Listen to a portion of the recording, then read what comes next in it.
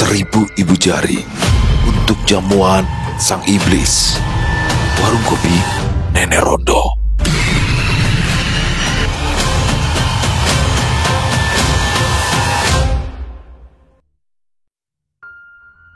Setelah kejadian malam itu, Japra sudah 3 hari tidak terlihat di Landung Sari. Tak ada kabar, tak ada jejak. Warung Nenek Rondo yang biasanya ramai kini mulai terasa sepi kembali. Bukan orangnya, melainkan hati Nenek Rondo itu sendiri. Nenek Rondo cemas terjadi sesuatu dengan Japra. Tidak bisa ditutupi bahwa kebaikan Japra menyentuh hati kecil Nenek Rondo. Ia pun sadar dirinya tidak bisa terus selamanya sendiri. Nenek Rondo sering terlihat duduk berjam-jam di ambang pintu warung, memandang lurus ke arah jalanan, berharap sosok Japra muncul dari tikungan seperti biasa, dengan langkah berat dan wajah tanpa banyak bicara. Rasa khawatir menumpuk. Kadang ia berpikir mungkin Japra sudah ditangkap polisi karena memukuli Lukman hingga babak belur. Tapi ada bagian dari hatinya yang lebih takut pada kemungkinan lain bahwa Japra mungkin saja sudah mati ditelan oleh iblis atau mungkin dibunuh oleh suruhan Lukman. Mungkin bisa saja dia dikorbankan atau lebih buruk lagi hilang di tempat yang tak bisa dijangkau oleh doa ataupun logika. Malam-malam selama 3 hari pun menjadi lebih panjang. Untuk Nenek Rondo, perempuan riang dan penggoda itu kini menjadi pendiam yang ditelan kesedihan. Namun di malam itu, setelah azan Isya, Japra kembali muncul di warung Nenek Rondo yang terbilang cukup ramai. Wajah Nenek Rondo seperti biasa terlihat cantik. Tidak ada yang berubah dari raut wajahnya. "Aku perlu bicara serius denganmu. Buatkan aku kopi ya," kata Japra yang langsung menghampiri Nenek Rondo. Tidak menunggu waktu lama, Nenek Rondo langsung menghidangkan kopi yang diminta oleh Japra dan langsung duduk di depannya. "Aku butuh tanah liat," kata Japra terpotong dengan tamparan kecil dari tangan Nenek Rondo. "Kenapa?" lanjut dengan wajah yang bingung. "Kamu sadar kalau kau hilang 3 hari? Sedikit pun kau tidak bertanya atau menjelaskan apapun. Memang itu harus. Tolol. Kau bilang kau cinta denganku. Shh, pelan-pelan. Banyak orang di sini." Potong Japra. Peduli setan dengan orang lain. "Oke, aku menghilang untuk mencari petunjuk atas masalahmu." "Oh ya? Sudah kalau begitu," jawab Nenek Rondo dengan wajah yang mulai memerah. Ia malu. "Makanya tanya dulu. Jangan main tampar saja," kata Japra seraya mengelus pipinya yang tidak sakit. "Aku butuh patung berbentuk jari manusia. Apakah punya kenalan pemahat atau tukang buat patung?" lanjutnya bertanya. Jangan karena aku berprofesi sebagai tukang kopi lantas aku tahu semua tukang-tukang yang ada di bumi ini. Mana aku tahu. Ya sudah, tak perlu meninggikan suara. Aku hanya bertanya, ini juga untukmu. Nanti biar ku carikan. Biar itu menjadi urusanku. Kapan butuhnya? Tanya Nenek Rondo. Ini yang butuh kau juga, bukan hanya aku loh, kata Japra sedikit kesal. Sebelum bulan purnama, sekitar 7 hari lagi, dan kita butuh 1000 buah. 1000? Tanya Nenek Rondo dengan mata yang membelalak. Apa kau gila? Mana mungkin ada orang yang mau membuat 1000 jempol hanya dalam waktu 7 hari? Lanjutnya protes.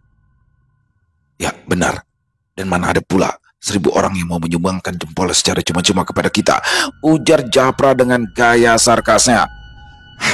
Baiklah, biar kuusahakan. Ingat, sebelum bulan purnama, Nek, dan harus serupa jempol tangan. Nenek Rondo hanya mendeham, tanda setuju dengan berat hati. Namun, tidak menunggu waktu lama, keesokan harinya Nenek Rondo menemukan seseorang yang bisa membuatkan patung serupa ibu jari itu. Dia meminta imbalan serupa jika ingin dikerjakan sesuai dengan waktu yang ditentukan. 1 buah patungnya diberi harga 10.000 rupiah. Kau gila, terlalu mahal, kata Nenek Rondo kepada tukang patung itu. Kau mau atau tidak? Kalau tidak mau, kau cari saja orang yang bisa membuatkan jempol tiruan. Jawab tukang patung itu dengan irama pahatan yang pahatan kayu. Sepertinya dia sedang membuat ukiran dari pokok teh yang sudah kering. Sudah, aku setuju. Di 10.000. Nah, mencari tanah liat itu susah. Jadi bersabarlah. Ingat, 5 hari lagi aku kembali dan itu semua harus selesai. Tidak kurang meskipun hanya 1. Tukang patung itu mengangguk pelan, tanda setuju dengan apa yang diminta oleh Nenek Rondo. Serupa perangko dan amplop, Nenek Rondo dan Japra kini hampir tak terpisahkan. Hari-hari mereka diisi dengan percakapan yang lebih banyak diam daripada kata. Tapi setiap tatapan dan gerakan seolah menyimpan pemahaman yang tak perlu dijelaskan secara gamblang. Nenek Rondo yang dulu dikenal angkuh dan menggoda kini menjadi lebih tenang. Seperti seseorang yang sedang memikul beban besar tapi percaya pada orang yang berada di sampingnya. Japra dengan ketegasan dan dinginnya tak pernah menjanjikan keselamatan, tapi keberadaannya cukup untuk membuat Nenek Rondo merasa tak sepenuhnya sendiri menghadapi malam yang kian dekat dengan purnama. Di balik kebersamaan itu, mereka menyusun pola rencana. Iblis yang mereka hadapi bukan sekedar makhluk dari kegelapan, tapi dari entitas yang cerdik, patuh, namun tak setia, dan berasal dari liang neraka yang paling biadab. Dia terikat oleh aturan-aturan lama yang tak bisa dilanggar kecuali oleh kecerdikan manusia itu sendiri.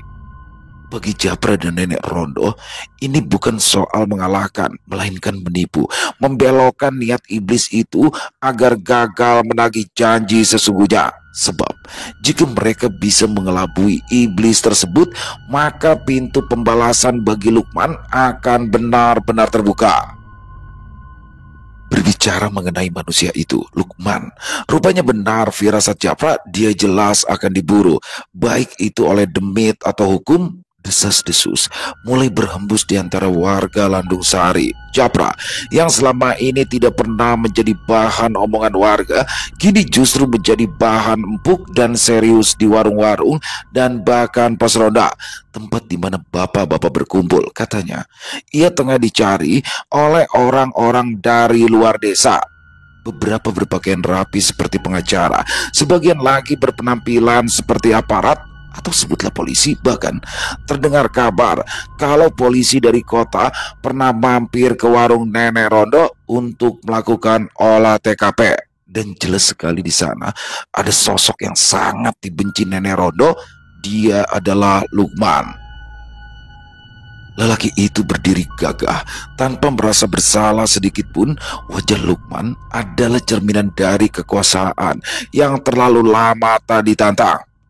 Matanya selalu menyipit dengan kepala yang mendongak-pongah, seakan meremehkan siapapun yang ada di hadapannya, seperti ia tahu bahwa tak ada satupun di desa itu yang benar-benar berani melawannya selain Japra. Senyumnya tidak pernah hangat, selalu setengah mengejek, seperti sedang menikmati kebodohan orang-orang di sekitarnya. Dahinya tinggi dan licin, tapi alisnya selalu mengerut, memberikan kesan bahwa ia selalu menilai dan menimbang, bukan dengan hati, tapi dengan kepentingan dan nafsu.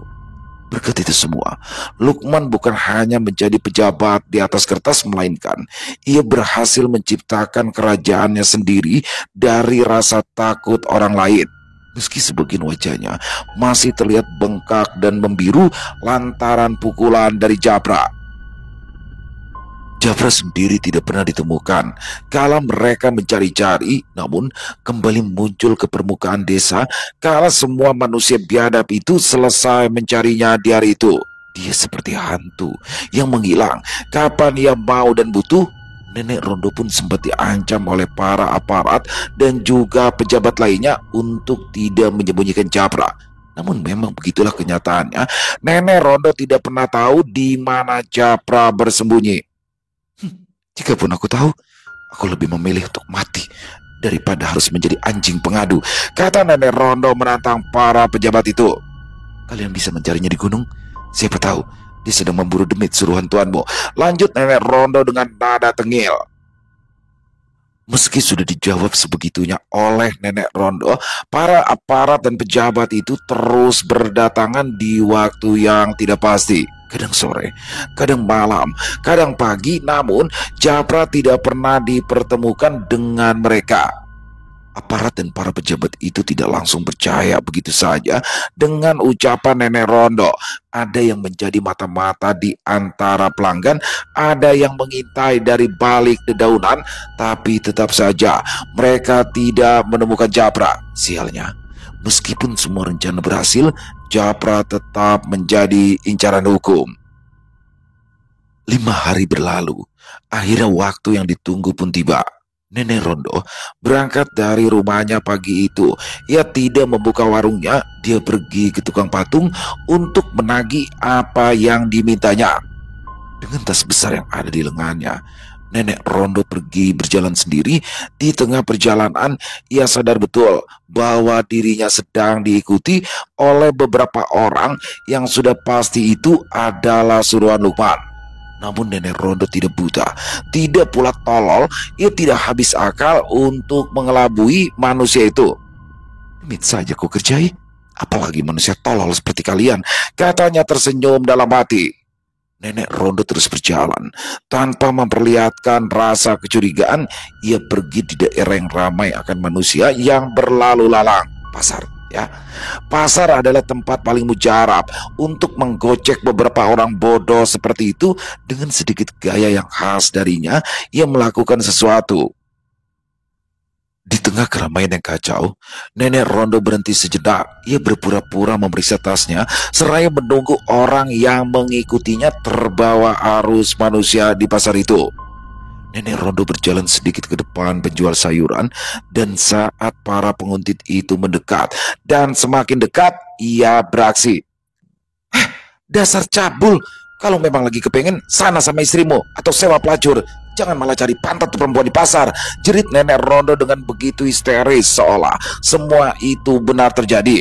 Mendengar teriakan dari Nenek Rondo itu, jelas saja orang yang berkumpul di sana segera memberikan tindakan. Salah satu preman pasar yang kebetulan sekali ada di sekitar langsung datang. 2 orang penguntit itu tidak lagi bisa berbicara. Mulutnya langsung dibungkam oleh daun sawi. Dengan satu temparan untuk masing-masing pipi, Nenek Rondo melenggang pergi dan menghilang dari keramaian. Ia segera mencari alternatif lain untuk bisa sampai di rumah tukang patung. Nenek Rondo tiba di persimpangan dekat dengan rumah tukang patung itu, melihat ke kanan dan ke kiri, depan juga belakang, demi memastikan tidak ada lagi orang suruhan Lukman. Merasa sudah aman, Nenek Rondo segera masuk ke dalam sebuah gang yang tak jauh dari sana dan menemui tukang tersebut yang kebetulan masih mengerjakan sesuatu. "Bagaimana pesananku? Sudah selesai?" tanya Nenek Rondo. "Tentu saja, sudah. Ada di dalam peti itu," jawab si tukang seraya menunjuk ke arah peti kayu yang tak jauh berada dari tempat duduknya. "Lalu bagaimana kau akan membawanya? Itu berat," lanjutnya bertanya bingung. "Tak terpikir pula denganku kalau itu berat," kata Nenek Rondo yang juga ikut kebingungan. "Apakah bisa kau antarkan ke rumahku?" tanya Nenek Rondo. "Tentu saja, 100.000 kalau kau mau." "Dasar mata duitan, semoga kau mati tenggelam dengan tumpukan uang," umpat Nenek Rondo seraya menyerahkan uang 100.000. "Untuk uang jempolnya, aku kirim melalui rekening bankmu saja," lanjutnya. Ia pun segera kembali ke rumahnya dan berusaha menghubungi Japra yang tak kunjung terlihat batang hidungnya. Sedangkan hari sudah mulai siang dan hal yang tidak pernah ia tahu akan terjadi malam nanti. "Temui aku di gubuk yang berada tak jauh dari belakang rumahku. Sebelum pukul 11 malam nanti, bawa ubur ampe. Pastikan tidak ada yang tahu. Untuk urusan jempol-jempol itu, nanti aku jemput. Kau bisa letakkan barangnya di dapurmu. Bukalah warungmu seperti biasa." Sebuah pesan teks masuk di gawai Nenek Rondo. Belakang rumah Japra hanyalah sebidang tanah kosong yang dibatasi oleh pagar kayu yang boleh jadi tak menunggu waktu lama pagar itu akan ambruk dengan sendirinya. Di sana ada gubuk yang tidak terlalu besar, tapi tidak pula kecil, cukup untuk menampung 3 sampai 5 orang untuk istirahat atau sekedar menikmati kopi di bawah hujan yang turun. Di atas tanah, rumput liar tidak teratur, sebagian kering, sebagian baru saja tersiram air, entahlah air hujan atau air yang menggenang di atas daun di atasnya. Ada bekas-bekas di sudut tanah, sisa dari pembakaran tapa dan bau kemenyan masih terasa menggantung di udara meski semalam sudah usai. Malam itu, bulan purnama menggantung penuh di langit. Cahayanya jatuh tepat di bagian tengah halaman belakang, menciptakan lingkaran terang yang seperti dipilih untuk sesuatu yang bukan dari dunia manusia atau serupa pemain biola yang disorot oleh lampu terang yang menyilaukan mata. Nenek Rondo berdiri di pinggiran cahaya itu. Dasternya berkibar pelan tertiup angin malam, entahlah antara bodoh atau memang benar-benar tidak tahu seharusnya dia tidak perlu menggunakan daster juga malam itu. Meskipun wajahnya datar tersiram cahaya bulan dan matanya kosong menatap tanah seakan sedang menahan sesuatu di dalam dadanya, tidak menutup sebagian dari ketololannya. Sudahlah, di sana terdapat pula Japra yang masih sibuk dengan pernak-pernik yang sudah ia pesan dan dibawa di dalam gubuk, mulai dari ubur hampe, darah ayam hitam sekaligus kepalanya, kelapa muda 3 buah, dan yang paling penting peti berisikan ibu jari palsu. Japra tidak tahu pasti siasat itu akan berhasil atau tidak. Iblis bukanlah zat yang tolol. Ia pun diberi akal, namun ada yang pernah bilang meskipun iblis adalah makhluk yang licik, namun dia terikat dengan aturan. Maka disitulah celahnya. Akal manusia yang bermain dalam kabut abu-abu antara dosa atau siasat. Tak lama kemudian, Nenek Rondo pun masuk ke dalam gubuk itu dan bersila di depan Japra yang sudah menyusun semuanya dengan rapi. Japra tak lupa menaburkan darah ayam hitam di sekeliling gubuk. Tujuannya katanya untuk penjagaan. Japra duduk bersila di tengah gubuk itu. Di hadapannya, sebuah kotak kayu biasa berisi tumpukan kecil ibu jari yang terbuat dari tanah liat. Sekilas, bentuknya sama persis dengan ibu jari pada umumnya, tapi jika diperhatikan secara teliti, bentuknya terlalu kasar pada bagian kukunya. Ya, kukunya terlalu putih. Ia tidak mau menghitung dari 1 sampai 1000 untuk memastikan totalnya memang ada 1000. Beberapa jempol terlihat terletak di pinggirannya, sebagian lainnya masih lembab karena ternyata ada yang belum benar-benar kering. "Berikan aku darahmu," kata Japra. "Kau gila? Kau sendiri bagaimana?" tanya Japra dengan wajah datar. Nenek Rondo tidak menjawab.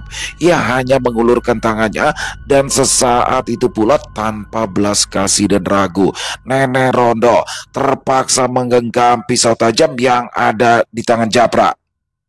"Sikit baik," kata Japra.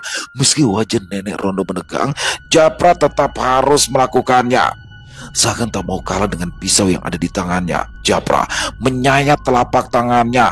Darahnya sendiri mengalir cukup deras ke dalam cawan yang sudah disediakan, seakan membuat perjanjian darah antara Nenek Rondo dan juga Japra.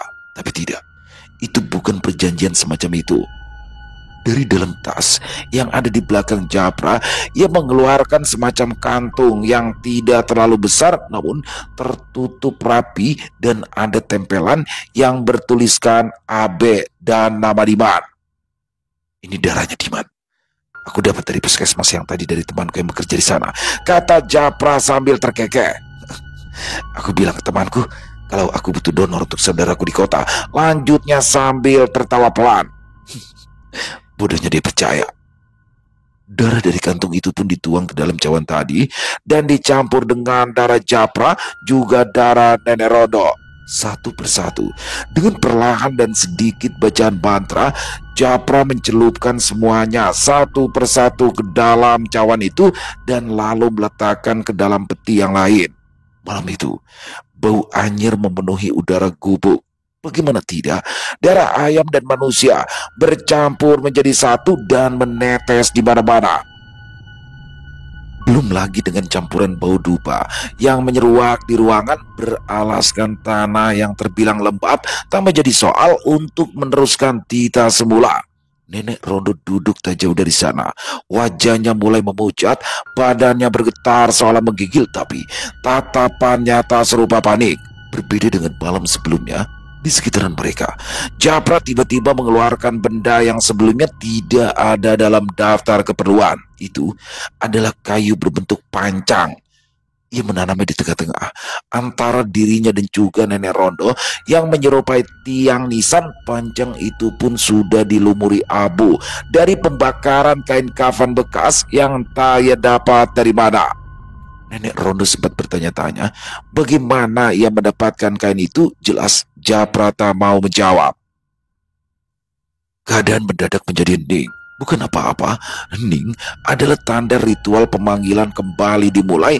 Japra mulai menggumamkan kata-kata pemanggilan seperti sebelumnya. Suaranya dalam, pelan, seperti bisikan tapi penuh tekanan. Semakin lama ia bergumam, api dari lilin-lilin di sekitar mulai menari seiring berembusnya angin yang halus.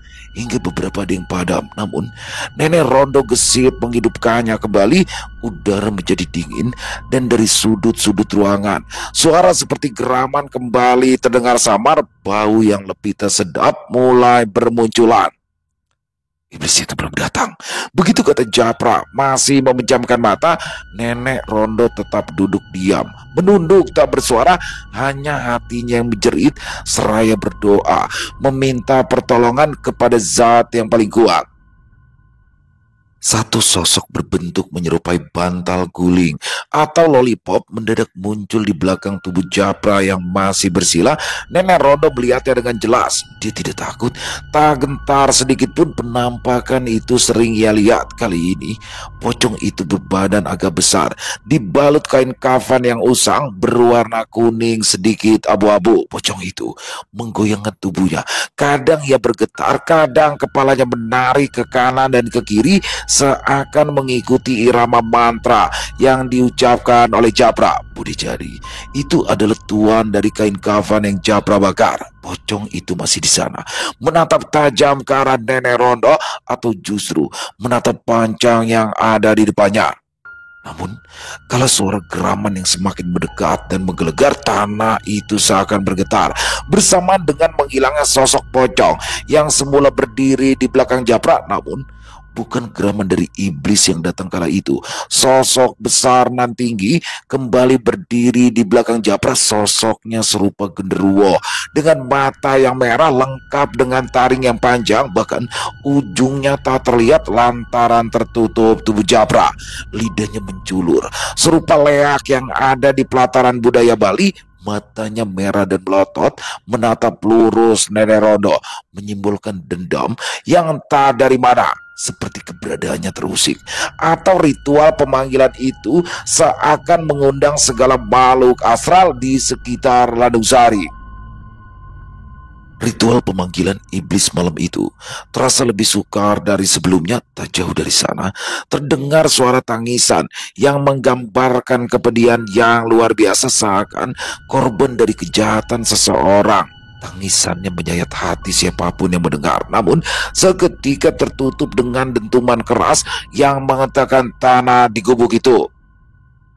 Aku datang menagih janji. Suara itu menggelegar di mana-mana, menggema seakan berada di dalam aula. Sosoknya tak tampak, sementara sosok genderuwo itu menghilang kala tanah ikut mengentak. Angin berembus kencang, udara menjadi lebih dingin. Gubuk itu seperti tercekik sesuatu yang tidak terlihat. Dinding-dinding bergetar ringan. Bulu kuduk Japra mulai berdiri. Ia tak berhenti bergumam. Sebelumnya, iblis itu merasuk dalam tubuh Nenek Rondo. Ibu jari itu mulai mengeluarkan bau yang mulai tak sedap, seperti bangka yang sudah membusuk. Nenek Rondo menutup hidungnya dengan lengan, tapi tak bicara sepatah kata pun. Mereka tahu iblis itu sudah sangat dekat, mungkin sedekat helai rambut. Dan ketika suara geraman semakin keras, Japra menghentikan mantranya. Ia hanya berkata pelan, "Kutepati apa yang menjadi janjiku. Sekarang tepati apa yang sudah menjadi kewajibanmu," kata Japra pelan dan juga sopan.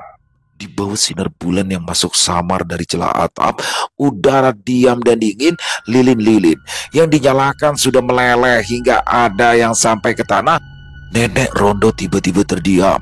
Tubuhnya bergetar sedikit, matanya membelalak tajam ke arah Japra. Bibir bergerak, giginya menggertak, tapi suara yang keluar lebih berat dari suara Nenek Rondo dan lebih serak. Baik, iblis itu sudah datang sempurna. Kau pikir aku adalah demit-demit tolol di atap rumah dan di atas pohon itu, kata iblis yang berada di tubuh Nenek Rondo. Apa maksudmu? Tanya Japra. Aku tahu itu hanyalah tanah yang kau beri jiwa. Aku sudah hidup ribuan tahun, bahkan sebelum hambanya menemukan iman. Adam terbuat dari tanah surga. Aku berikan 1000 ibu jari, sesuai bentuk yang aku pilih, sesuai syarat yang tak kau tegaskan. Dengan begitu janji tersampaikan, kata Japra dengan tegas dan sopan. Hampir. Itu tidak sempurna. Aku meminta 1000, tidak akan kulebihkan dan tak ingin aku kurangkan. Japra yang mendengar itu pun terkejut. Benarkah semuanya hanya 999? Japra tak bisa berpikir lagi. Ia tak mungkin menghitungnya. Di hadapan iblis itu ia sudah hilang akal. Satu-satunya cara adalah dengan benar-benar berkorban darah. Kalau memang itu yang kau mau, ambil saja. Japra langsung menghunus pisaunya. Tanpa bicara lagi, ia menekan kuat ke ibu jarinya. Darah memuncrat deras, tubuhnya mengejang menahan sakit, tapi ia tetap diam. Ia lempar ibu jari itu di tengah-tengah antara ia dan Nenek Rondo. Bagus, sekarang kau mengerti harga dari setiap janji, kata iblis itu. Ingat, siapa yang meminta darah dari yang tak berdosa akan menerima tumpahannya di dirinya sendiri 1000 kali lipat. Kata itu menjadi penutup dari mulut Japra kepada iblis itu. Baik, aku akan menepati janjiku. Tapi jangan lupa, setiap perjanjian selalu ada ekornya. Kau boleh menghitung ibu jarimu. Kubur semua itu bersama dengan kabar yang kau minta, kata sosok iblis itu seraya menggetarkan badan Nenek Rondo, dan perlahan asap hitam mengepul di kepala perempuan itu dan menghilang terbang. Iblis itu sudah pergi. Japra tidak langsung membalut ibu jarinya yang sudah lepas. Dia langsung meraih tubuh Nenek Rondo yang tak sadarkan diri. Darah terus mengalir meski tak sederas sebelumnya, tapi yang pasti Japra merasakan sakit yang luar biasa. Ritual aneh itu ditutup dengan malam yang membingungkan dari ucapan terakhir iblis itu. Pada intinya, percakapan dan kalimat aneh itu mengisyaratkan bahwa iblis mengetahui apa yang menjadi siasat Japra dan Nenek Rondo. Namun dari awal pun sudah dijelaskan, iblis bukanlah makhluk yang tolol. Namun dia terikat dengan aturan. Ia tak pernah menyebutkan harus seperti apa ibu jari yang ia minta. Celah itu pula lah yang diambil oleh Japra dan juga Nenek Rondo. Dan iblis itu tidak bisa berbuat semena-mena karena memang sudah terjadi akad perjanjian sebelumnya meski tak tersirat. Banyak kasus mengenai kelicikan manusia ketimbang iblis itu sendiri. Seperti halnya perjanjian yang sering disebut sebagai tumbal proyek, yang sebenarnya dapat diatasi dengan cara menyiasati hal yang serupa. Saat Nenek Rondo tersadar, semuanya seakan sudah baik-baik saja. Ia sudah tidak akan lagi diganggu oleh iblis itu. Namun iblis tetaplah iblis. Ia tidak ingkar akan janji, namun ia menyesatkan jiwa manusia. Seperti halnya ibu jari yang ia sebut kurang satu. Benarkah demikian? Kenapa dengan jempolmu? Tanya Nenek Rondo seraya mengangkat kesadarannya.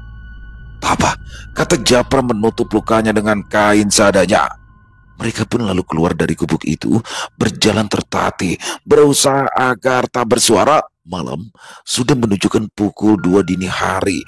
Meskipun terasa cepat, namun waktu berjalan cukup lama. Bau amis darah menguar dari dalam tanah yang belum lama dilumuri darah ayam. Udara dingin menusuk tulang, terlebih tulang jari yang telanjang tanpa bajunya di sekitar semak-semak dan pepohonan yang membatasi halaman belakang gubuk. mulai terdengar suara-suara aneh yang tak jelas. Kadang seperti geraman pendek, kadang seperti cekikikan seakan mengejek Japra yang telah resmi menjadi tuan atau justru budak iblis itu.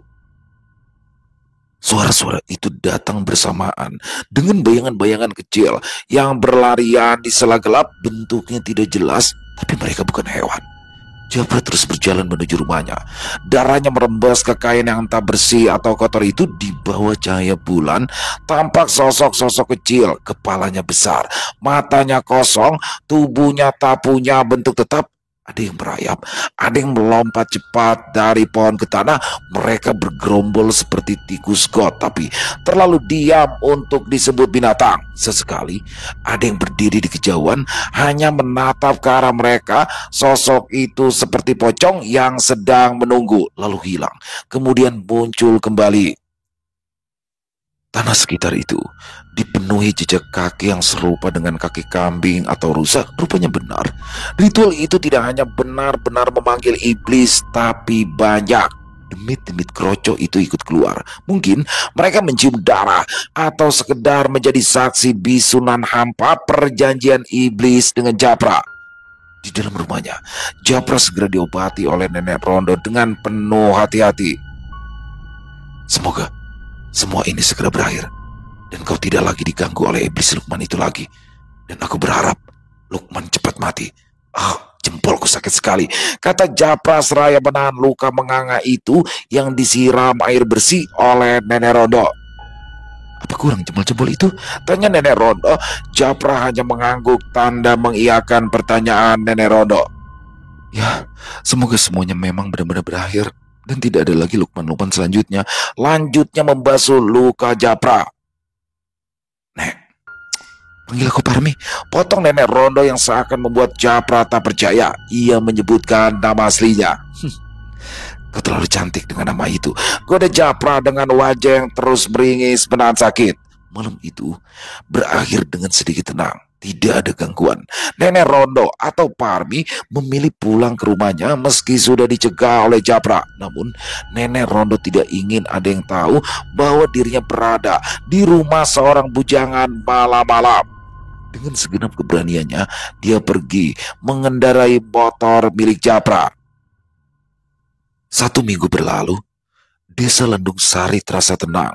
Tidak ada suara aneh di malam hari, tidak ada ayam mati di pagi hari, dan tidak ada kabar buruk yang menyebar dari mulut ke mulut.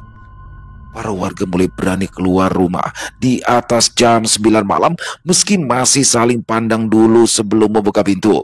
Anak-anak kembali bermain sampai sore. Bahkan hingga kumandang azan maghrib sudah terdengar, mereka seakan tak mendengar panggilan Tuhan itu. Bukan Tuhan yang mereka takuti, tapi sapu lidi yang digenggam ibu mereka lah yang akan membawa mereka pulang ke rumah. Tapi meskipun demikian, keadaan desa semua orang tahu ketenangan itu bukan bertanda segalanya benar baik-baik saja. Boleh jadi itu hanyalah jeda.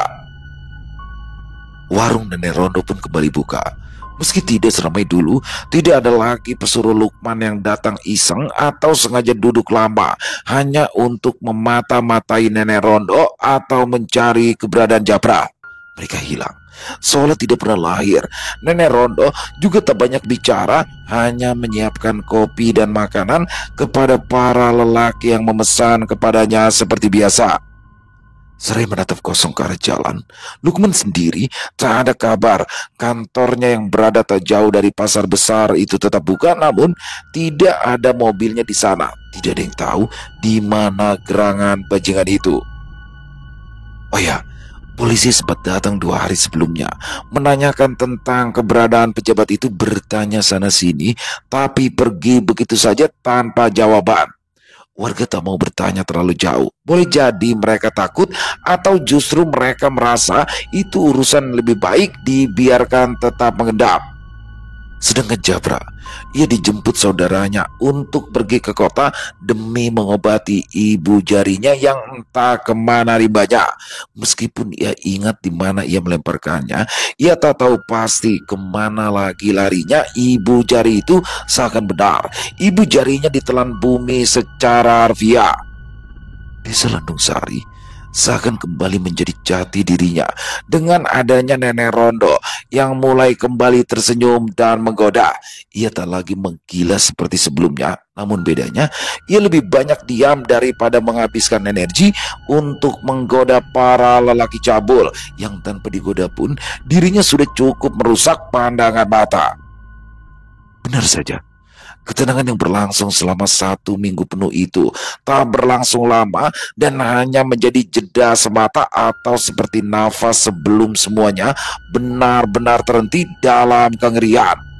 Keesokan harinya, Marbot Surau, Pak Nurja namanya, yang setiap subuh rutin mengumandangkan azan subuh. Suaranya memang tak bagus, bahkan lebih merdu kentongan maling ketimbang suara azannya. Sungguh, ini bukan menghina, tapi benar kenyataannya demikian. Pak Nurjan lebih dikenal orang sebagai sosok yang mudah disuruh-suruh. Ia tak memiliki anak, tak pula memiliki istri. Orang tuanya meninggal puluhan tahun lalu dan ia menggantungkan hidup dengan mengerjakan segala yang diperintahkan oleh orang lain hingga ia mendapatkan upah. Nenek Rondo pernah memintanya untuk membersihkan rumahnya dan semua pekerjaan itu berjalan dengan baik. Ia tak main-main dalam bertugas meski kadang ia seringkali bertingkah bodoh. Pagi itu, Pak Nurjan mendapati pemandangan paling tak masuk akal dalam hidupnya setelah mengambil air wudhu di atas pohon mangga yang terbilang cukup tua dan berdiri kokoh tepat di depan surau tergantung seonggok tubuh. Kain sarung yang biasa dipakai Pak Nurjan digantungkan di pagar surau pun sampai terjatuh karena angin pagi yang dingin mendadak membawa bau amis darah. Begitu dilihat dari dekat, tubuh itu sudah tidak utuh lagi. Kulitnya koyak di banyak bagian, wajahnya remuk seperti pernah ditinju puluhan kali, dan yang paling mengerikan adalah isi perutnya yang seperti pernah dijilat api, hangus tapi tak terbakar habis. Lehernya terikat kain panjang yang tampak seperti sabut pejabat. Begitu Pak Nurjan memastikan siapa yang tergantung itu tak lain, sosok itu adalah Lukman, sang anggota dewan yang sempat menghilang entah kemana. Dia bukannya langsung melapor ke kantor desa ataupun polisi, tapi karena merasa masih ingat dengan tugasnya untuk mengumandangkan azan, dia memilih masuk ke dalam surau dan mengumandangkan azan terlebih dahulu. Pak Nurjan memang tak main-main dengan tugasnya. Dia azan dengan lantang. Suaranya yang tak merdu terdengar gemetar. Selesai mengumandangkan azan, barulah ia benar-benar berteriak seperti anak kecil yang diberikan mikrofon di dalam surau. Mayat, mayat, ada mayat, bangun, bangun. Bukannya panik, warga yang mulai keluar rumah untuk pergi ke surau pun sempat kebingungan karena cara Pak Nurjan menyampaikan kabar itu seperti orang yang justru sedang berjualan sayur. Apa-apaan si Nurjan itu? Tanya seorang ibu-ibu yang sedang berjalan menuju surau bersama suaminya. Tadi azan, sekarang kok malah teriak mayat. Cemano kayak gitu. Lanjutnya, namun ketika sampai di depan surau dengan berjalan cepat, ibu-ibu tersebut dan juga warga lainnya seketika terbungkam. Beberapa anak muda yang terbilang soleh langsung muntah saat itu juga, dan ada satu yang pingsan karena tak kuat melihat isi perut yang bergelantungan keluar seperti benang kusut. Lukman tampak seperti mayat yang sengaja digantung, atau justru memang dirinya sendiri yang menggantungkan diri. Tapi itu hal yang cukup tak masuk akal, bukan? Emangnya apa yang masuk akal? Wajahnya yang dulu bersih dan licin saat itu seperti habis digesek oleh batu kali, matanya melotot dan lidahnya pun terjulur panjang dengan ujung yang terkoyak. Kuku-kukunya patah, seakan pernah mencakar-cakar batang pohon dengan putus asa sebelum memilih untuk mati, atau kuku-kuku itu patah karena memang dirinya sedang berusaha mengoyak isi perutnya. Entahlah, tapi aneh, di dada kirinya ada bekas luka yang mirip sekali dengan luka yang dimiliki oleh Nenek Rondo, cakaran dengan bentuk seperti 6 jari atau garis. Warganya berdiri mematung, seakan lupa tujuan mereka pergi ke surau itu apa. Ibadah subuh itu akhirnya sedikit berantakan. Beruntungnya, Buya pun datang menenangkan para warga dan lebih baik meninggalkan itu sampai dengan polisi datang. Sebaiknya kita semua masuk ke surau. Sholat subuh dulu, biar ku hubungi polisi untuk datang ke sini, kata Buya mencoba menenangkan warga yang ketakutan. Siapa yang tidak takut melihat semua itu? Pukul setengah 6 pagi, setelah warga selesai sholat subuh berjamaah, mereka berbondong-bondong untuk mengevakuasi mayat Lukman yang sudah berantakan. Polisi sendiri datang sekitar pukul 6 kurang sedikit dengan 2 mobil patroli dan 1 ambulan desa. Evakuasi mayat Lukman dilakukan dengan hati-hati. Tapi suasananya cukup mencengkam.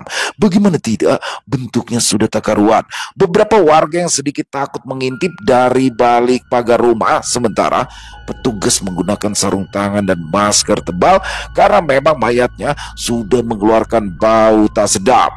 Satu begitu turunkan, tali di lehernya sempat menyangkut di dahan pohon, membuat prosesnya agak rumit dan menambah kesan mengerikan. Ususnya menggelayut seperti anak kecil di atas ayunan begitu Lukman masuk ke dalam kantong jenazah. Salah satu petugas sempat ada yang muntah di tempat, sepertinya ia baru menjadi polisi, dan yang lain hanya diam dengan wajah sedikit pucat. Salah satu polisi sempat bergumam lirih. Bisa juga mati orang ini, kata salah satu polisi yang terlihat sudah tua dan berumur. Mendengar kabar tentang kematian Lukman, Nenek Rondo senang bukan kepalang. Bukan ia tak punya empati, tapi dengan kematian Lukmanlah hidupnya akan benar-benar tenang dan kembali seperti semula. Setidaknya begitulah yang difikirkan oleh Nenek Rondo. Japra yang juga mengetahui kabar baik itu sesegera mungkin pulang ke rumahnya untuk menyelesaikan apa yang belum tuntas sepenuhnya. Kubur semua itu bersamaan dengan kabar yang kau minta. Setidaknya Japra mengartikan kalimat itu dengan persyaratan. 1.000 ibu jari yang diminta oleh iblis itu harus dikubur bersamaan dengan tubuh Lukman di liang lahat. Tentu saja itu bukanlah persoalan yang mudah dan jelas saja akan menimbulkan masalah baru. Namun janji tetaplah janji. Malam harinya, setelah mayat Lukman dikubur, Japra membawa bungkusan putih yang berisi ibu jari yang menjadi permintaan iblis itu, termasuk ibu jarinya sendiri. Ia pergi ke pemakaman yang tanahnya pun belum sempat mengering oleh air mata keluarganya. Seakan dirasuk oleh iblis itu sendiri, Japra menggalinya dengan masih menahan rasa sakit. Terlebih, ia hanya bisa menggunakan tangan kanan untuk menggali makam sedalam 2 meter. Perlahan namun pasti, selama 3 jam lamanya ia menggali dan akhirnya tampaklah kayu yang menutup tubuh Lukman. Di sana terlihat pemandangan yang begitu mengerikan. Badannya seakan terkoyak oleh anjing neraka hancur. Kain kafannya berwarna merah, matanya keluar, dan satunya entah hilang kemana. Seakan benar adanya azab dari Tuhan. Mungkinkah Lukman begitu sangat berdosa hingga mendapat siksa kubur serupa itu? Ah, mati anjing, tidak peduli aku, kata Japra dengan melemparkan bungkusan berisi ibu jari itu dan kembali menguruknya dengan tanah. Tak perlu waktu lama untuk menutup makam Lukman. Setelah selesai dan melihat lukanya kembali terbuka, Japra buru-buru pergi dari makam itu. Selamat tinggal. Semoga kau bahagia di neraka, tutup Japra berpamitan pada Lukman. Sayup-sayup terdengar suara jeritan meminta tolong, tapi Japra jelas tak peduli dan tak pula takut. Ia melenggang pergi dengan menenteng cangkul di pundaknya. Di ujung gerbang pemakaman desa terlihat siluet bayangan hitam berdiri mematung. Japra memicingkan mata takut setengah mati. Bukan karena demit atau setan, tapi ia takut ada orang yang memergokinya. Namun setelah sedikit mendekat, dia tahu betul apa atau siapa di balik siluet itu. Ya, dia adalah Parmi atau Nenek Rondo yang menunggu Japra dengan senyum yang tak pernah dilihat oleh lelaki manapun di desa Landung Sari. Terima kasih, tutupnya.